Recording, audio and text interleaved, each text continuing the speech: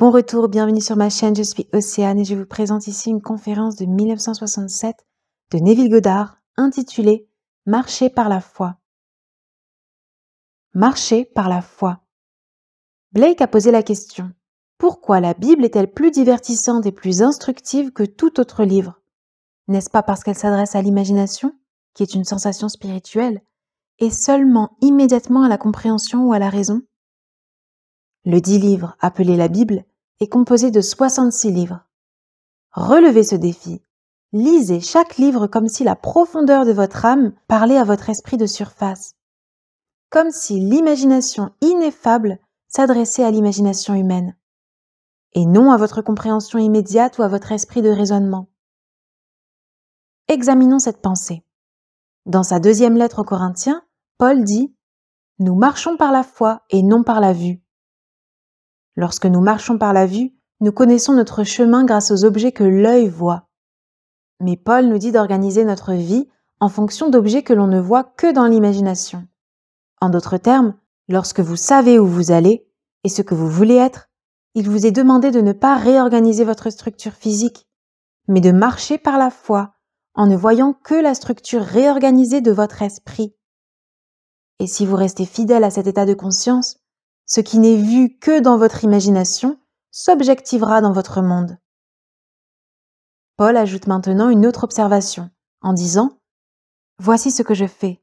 Oubliant ce qui est en arrière, je me porte vers ce qui est en avant. » Le but de Paul était l'appel élevé de Dieu dans le Christ Jésus.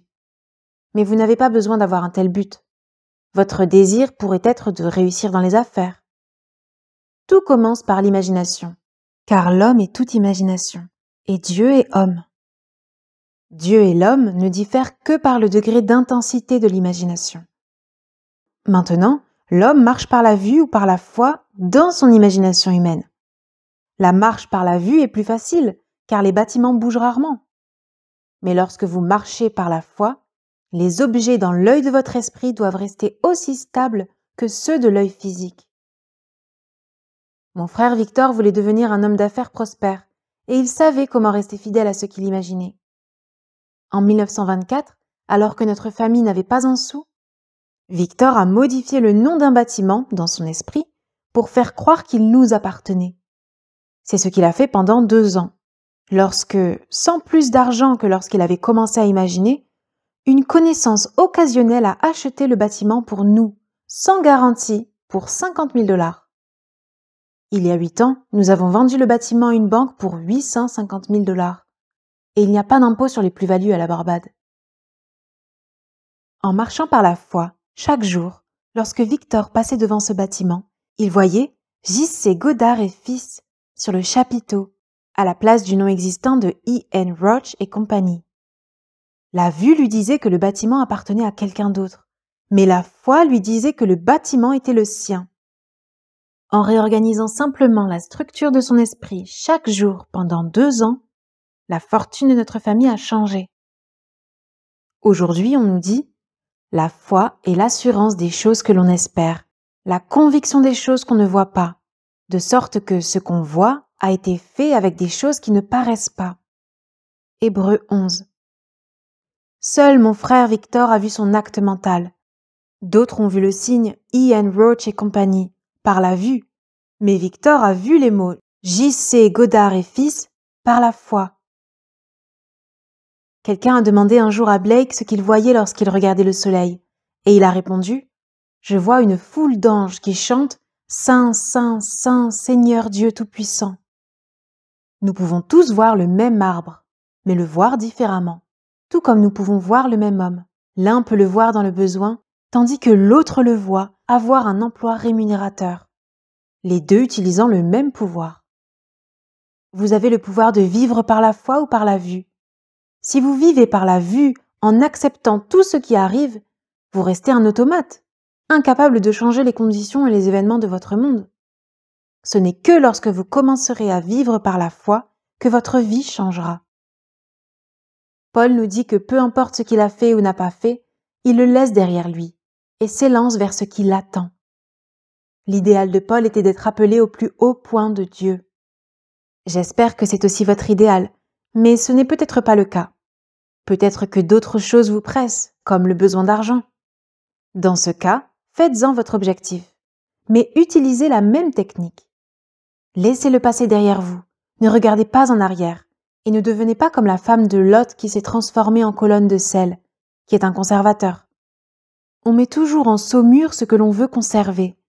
Si vous vous retournez et que vous vous attardez sur l'état que vous laissez derrière vous, vous l'avez mis en saumure et vous le redeviendrez. Mais si vous tournez le dos au passé, indépendamment de ce que vous avez fait ou n'avez pas fait, et que vous vous projetez dans ce que vous voulez être ou faire, et que vous restez fidèle à votre désir, rien ne pourra vous empêcher de l'atteindre. Vous deviendrez l'homme que vous pensez être, si vous persistez à penser que vous y êtes déjà. Comme Blake, j'ai trouvé la Bible très divertissante, stimulante et instructive. Ce n'est cependant pas un livre facile à lire. S'il l'était, il ne vaudrait pas la peine que je m'y attarde, car, comme l'ont découvert les anciens, ce qui n'est pas trop explicite est plus approprié pour l'instruction, car cela incite les facultés à agir. Prenons par exemple cette simple déclaration dans l'Épître aux Hébreux. Dieu a parlé autrefois à nos pères par les prophètes, de diverses et de nombreuses manières. Mais en ces derniers jours, il nous a parlé par son Fils, qui reflète la gloire de Dieu et porte l'empreinte de sa nature. Hébreux 1, 1 à 2. Les prophètes, instruments de la parole de Dieu, ont rapporté leur vision de ce que Dieu voulait, en disant « Les cieux annoncent la gloire de Dieu et le firmament montre son œuvre. » Psaumes 18 et 19. Mais dans les derniers jours, Dieu nous parle par l'intermédiaire de son fils David. C'est une révélation fantastique, car à la fin, Dieu va se révéler lui-même. Je pourrais vous dire jusqu'à la fin des temps que vous êtes lui, mais seul David peut vous le faire croire. Je vais vous dire pourquoi. Beaucoup de gens comme l'évêque Pike remettent en question l'autorité des Écritures, mais elle ne sera jamais remise en question une fois qu'on en aura fait l'expérience. Dans l'Apocalypse, Jésus-Christ est appelé la parole de Dieu, et dans le livre de Jean, il déclare que sa parole est la vérité. Permettez-moi de vous dire que ce n'est qu'après avoir fait l'expérience d'une vérité que l'on peut la connaître. Je sais que ce que j'ai vécu est vrai. Vous avez entendu mes paroles et vous me croyez, mais vous ne connaîtrez pas leur vérité au même degré que moi tant que vous n'en aurez pas fait l'expérience. Je vous ai raconté comment mon frère a marché par la foi plutôt que par la vue, et a créé une entreprise fabuleuse dans les îles. La vue lui a dit qu'il n'avait pas un centime à son nom, mais par la foi, il a commencé à changer sa vie grâce à ce que seule son imagination pouvait voir. Votre vue enregistre ce qui se trouve devant vous en ce moment. Si vous ne l'aimez pas, vous avez en vous un je qui est le Christ en vous. Il est le pouvoir de l'imagination, qui, par la foi, peut changer votre vie. En tant que pouvoir opérant de votre imagination, vous pouvez savoir où vous allez et ce que vous faites en observant vos pensées. Si certains événements de votre passé sont désagréables et que vous vous en souvenez, vous ordonnez leur expérience. Mais si vous tournez le dos au passé en oubliant ce qui est derrière vous et que vous vous projetez vers ce qui est devant vous, vous ordonnerez correctement vos conversations et deviendrez ce que vous voyez. Cette vérité ne sera jamais démentie. Mais vous en êtes le pouvoir opérant et vous devez vivre en fonction d'elle. Vous n'avez besoin de rien à l'extérieur. Vous pouvez commencer là où vous êtes, mais vous devez marcher dans la direction que vous avez définie dans votre imagination. Posez-vous cette simple question. Que se passerait-il si c'était vrai, que je suis maintenant la personne que je veux être? Recherchez ensuite le sentiment, la sensation spirituelle. Qu'est-ce que c'est? Je vais vous le montrer très simplement. Touchez un morceau de verre, puis une balle de baseball. La balle de baseball ressemble-t-elle à du verre? Pouvez-vous sentir une balle de tennis? Est-ce qu'elle ressemble à une balle de baseball ou à un morceau de verre? Pouvez-vous sentir en vous un morceau de tissu, une violette, un piano? Ces objets se ressemblent-ils tous? Bien sûr que non. C'est ce qu'on appelle la sensation spirituelle. Une manière vivante de voir, d'entendre, de sentir, de goûter et de ressentir la réalité. Il y a quelques années, j'ai donné une conférence similaire à New York, et une dame de mon auditoire a décidé de me tester. Assise sur sa chaise, elle a embrassé un gros bouquet de roses. Elle les a sentis, a touché leurs pétales veloutés et a vu leur beauté dans son esprit. Puis, rompant le silence, elle a quitté la réunion et est retournée dans sa chambre d'hôtel, au Waldorf Astoria. Le lendemain, la reine-mère, la reine Élisabeth, a été invitée à une fête au Waldorf Astoria, à laquelle assistaient 2000 personnes. Après la réception, le maître d'hôtel, ne voulant pas jeter les fleurs qui s'y trouvaient, demanda à ses hommes de monter 3 douzaines de roses dans la chambre de cette dame. Lorsqu'elle est rentrée chez elle ce soir-là, tout ce qu'elle sentait, c'était ces jolies roses. Elle avait embrassé, s'était perdue dans le sentiment de posséder ces belles roses. Elle marchait par la foi et non par la vue. Et le lendemain, sa chambre était remplie de l'arôme céleste des roses. Aujourd'hui, peut-être à cause de ce souvenir, vous vous retrouvez à regarder en arrière vers ce que vous étiez et ce que vous êtes, et à ne pas aller de l'avant vers ce que vous voulez être. Si vous ordonnez correctement vos conversations, dès maintenant, leur vérité se manifestera de la manière la plus simple qui soit. Une couturière et styliste que je connais voulait plus d'argent. En faisant appel à son imagination, elle a tenu une enveloppe dans sa main et a écouté le papier se déchirer lorsqu'elle l'a ouverte. En secouant le contenu, elle a compté l'argent jusqu'au dernier centime. Elle fit cela pendant 7 nuits. Le 8e jour, une dame lui a téléphoné pour lui proposer un travail qui lui rapportait au centime près ce qu'elle avait imaginé. Vous savez, cette dame aurait pu compter beaucoup plus, et elle aurait reçu, mais elle était tout à fait satisfaite du montant qu'elle avait imaginé. Si une chose est prouvée, qu'importe ce que pense le monde, pourriez-vous un jour voler l'expérience de cette dame? Non. La vérité dont elle a fait l'expérience fait écho aux Écritures, car tout est possible à celui qui croit. Comment cette dame a-t-elle pu croire ce qu'elle imaginait? Elle l'a fait en faisant appel à tous ses sens. Grâce à son ouïe, elle a entendu le papier se déchirer. En secouant le contenu, elle a entendu l'argent tomber sur la table. Elle a palpé l'enveloppe et a vu les billets à l'intérieur. Savez-vous que l'argent a une odeur différente de toute autre chose? On peut donc sentir l'odeur de l'argent. Elle a déterminé ce qu'elle ferait si elle avait l'argent. Et elle l'a fait. Une autre femme s'est rendue au magasin Stearns, à New York, en disant « Neville dit que je peux avoir tout ce que je veux si j'imagine, et si je crois en mon acte imaginaire. » N'ayant pas d'argent, cette dame se rendit au rayon des chapeaux. Elle enleva son chapeau et en essaya un nouveau. En se promenant dans le rayon, elle s'est admirée devant tous les miroirs. Mais lorsqu'elle est revenue, son chapeau n'était plus là. Lorsqu'elle décrit la situation à la vendeuse, elle apprend que son chapeau a été vendu. Le chef de rayon a été appelé et lui a dit de prendre le chapeau qu'elle voulait, avec les compliments de Stearns. Comme elle aimait bien celui qu'elle portait, elle a quitté le magasin avec son nouveau chapeau sur la tête, et elle n'en a pas payé un centime.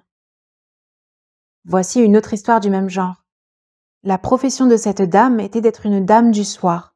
Elle assistait à toutes mes réunions, et un jour elle m'a dit « Vous savez, Neville, il s'est passé une chose étrange. Vous m'avez dit que je pouvais avoir tout ce que je voulais si je l'imaginais. Un jour, j'ai vu un magnifique chapeau dans la vitrine d'un grand magasin de Broadway. Il coûtait 18$, mais je l'aimais et j'ai imaginé le porter.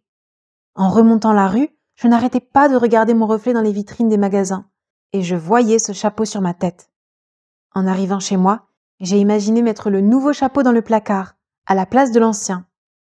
Tous les jours, pendant 1 semaine ou 10 jours, lorsque je mettais mon vieux chapeau, j'imaginais que c'était le nouveau.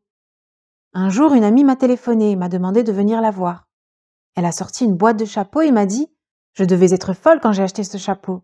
Je ne le porterai pas à un combat de chiens, mais étrangement, je pense qu'il tirait très bien. » Elle ouvrit la boîte et sortit non pas un chapeau, mais le chapeau.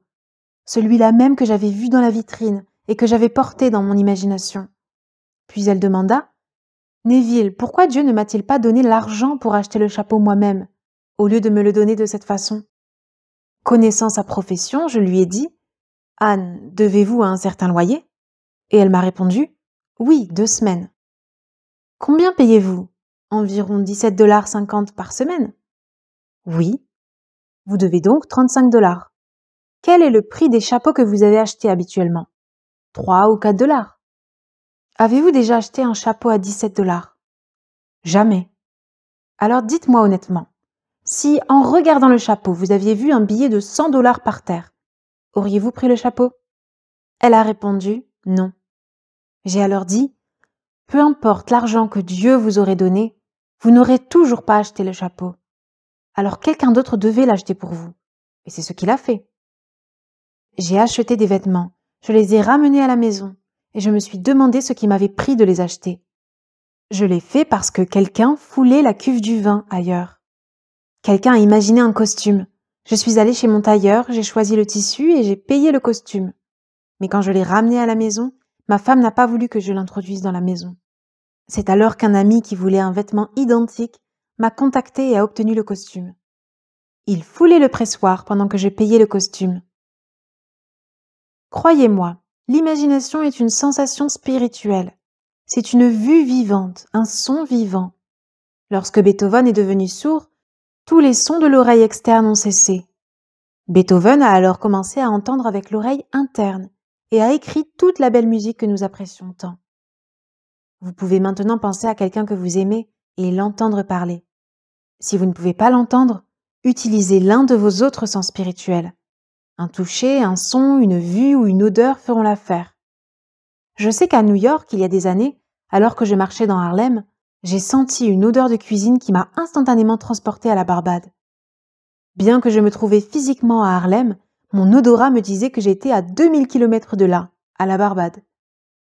Vous pouvez vous souvenir d'un son, d'un toucher, d'une vue et vous placer à n'importe quel endroit. Comme Paul, apprenez à marcher par la foi et non par la vue. Oubliez ce qui est derrière vous et tendez vers ce qui est devant vous. Dans le 3e chapitre de l'Épître aux Philippiens, Paul désigne son désir comme étant la vocation de Dieu en Jésus-Christ. Mais ce n'est pas forcément le cas pour vous. Je vous invite à essayer cela, car votre vie est éternelle. Rien ne meurt. La petite rose qui fleurit une fois, fleurit pour toujours, car rien ne passe. Si un être cher cesse d'être dans cette petite sphère, il ne meurt pas, mais il est instantanément ramené à la vie pour poursuivre son merveilleux voyage dans cet âge, jusqu'au moment où Dieu lui parlera par l'intermédiaire de son Fils, qu'il appelle Père. Ce n'est qu'à ce moment-là qu'il saura qu'il est l'auteur de son monde. Son voyage sera alors terminé, et lorsqu'il enlèvera son petit vêtement, ce sera pour la dernière fois. Paul nous dit dans l'Épître aux Philippiens, « Je voudrais partir et être avec le Christ, ce qui est de loin préférable, mais il est plus nécessaire que je reste dans la chair à cause de vous. » Paul avait hâte de partir et être un avec Dieu le Père, mais il savait qu'il était nécessaire qu'il reste dans la chair et qu'il poursuive son instruction, tout comme je le fais. Prenez mes paroles à cœur et réalisez tous vos désirs. Apprenez à marcher par la foi et non par la vue. Et, comme Paul, tournez le dos à tout ce que vous avez déjà accompli et avancez, par la foi, vers le but que vous vous êtes fixé. En sachant ce que vous verriez si votre objectif était atteint, ce que vous ressentiriez si vous y étiez, ce que vous feriez maintenant si c'était vrai, marchez dans cet état et vous l'atteindrez. Maintenant entrons dans le silence.